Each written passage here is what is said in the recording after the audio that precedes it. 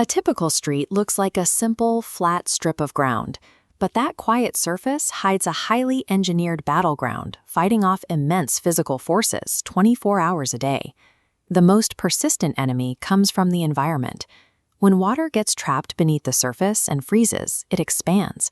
Over multiple freeze-thaw cycles, that growing ice acts like a wedge, tearing the road apart from the inside out and causing premature structural failure. Then there is the mechanical punishment. The damage inflicted on a road isn't distributed evenly among the vehicles driving over it. Heavy freight trucks deliver drastically more force to the surface than standard passenger cars. Engineers account for this using a metric called equivalent single axle loads. It translates different vehicle weights into a standardized unit of pavement damage, showing how one pass from a heavy truck axle equals the impact of thousands of cars. This sets up the core challenge of the discipline. Transportation engineers must design a physical foundation capable of surviving millions of tons of downward force, while simultaneously designing a behavioral system that keeps all those moving vehicles from destroying each other. Solving that immense weight problem comes down to two primary structural strategies: flexible pavement and rigid pavement. This diagram illustrates flexible pavement, which is what we commonly call asphalt. As a heavy tire presses down, the layered materials actually bend slightly. That flexibility allows the structure to catch the concentrated weight and distribute it outward as it travels downward. To dissipate that force successfully, the structure relies on specific layers. It sits on a foundation of native soil called the subgrade, followed by a compacted aggregate base layer, and is topped off by the asphalt surface layer. Moving over to rigid pavement, or concrete, the mechanics change. Because concrete is incredibly stiff, its own bending resistance takes that same heavy load and spreads it over a much wider surface area right at the top, protecting the weaker soil underneath. These exact same structural principles apply to aviation infrastructure. Runways scale the math exponentially to handle the extreme, localized forces generated by aircraft landing gear. There is no such thing as an indestructible road. Every pavement design is a calculated mathematical trade-off, balancing the cheaper initial construction costs of flexible asphalt against the higher cost but long-term durability of rigid concrete. Once the physical foundation is secure, the second half of the equation kicks in, organizing the chaotic, constant flow of human movement across it. Traffic engineers measure flow quality using a standard metric called level of service.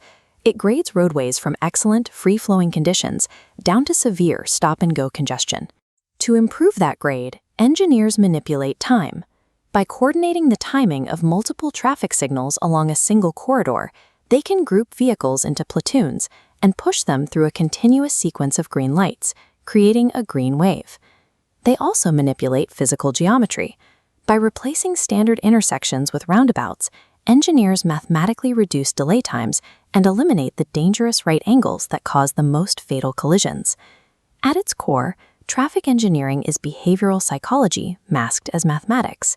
It uses lane geometry and signal timing to subconsciously force drivers into safer, highly efficient habits.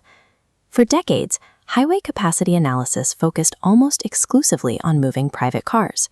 But the modern approach, known as the complete streets philosophy, dictates that roadways must accommodate everyone who needs to use them. Modern safety engineering treats pedestrian and cyclist infrastructure as a core requirement, integrating these dedicated paths into the fundamental design of the roadway, rather than treating them as secondary additions. Public transit plays a vital role in easing the strain on these networks. By optimizing bus and rail lines, planners have to balance wide route coverage against high frequency and total systemic capacity.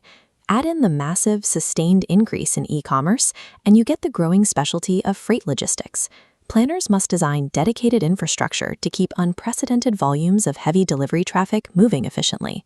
To manage all these competing modes, cities rely on intelligent transportation systems. Instead of static timers, these networks use live sensor data to actively monitor conditions and adapt traffic signals on the fly throughout the day. A modern street is a highly negotiated space.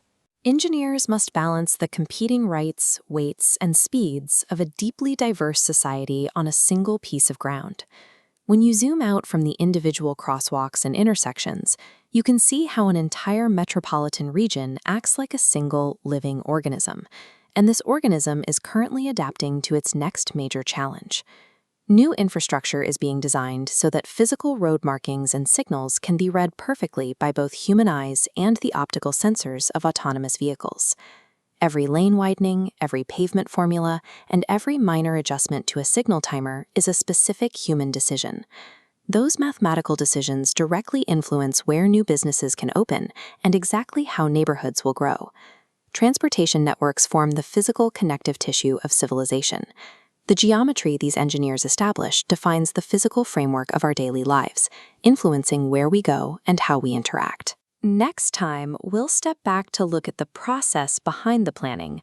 We'll explore how the entire civil engineering industry uses building information modeling to coordinate these massive real-world projects digitally.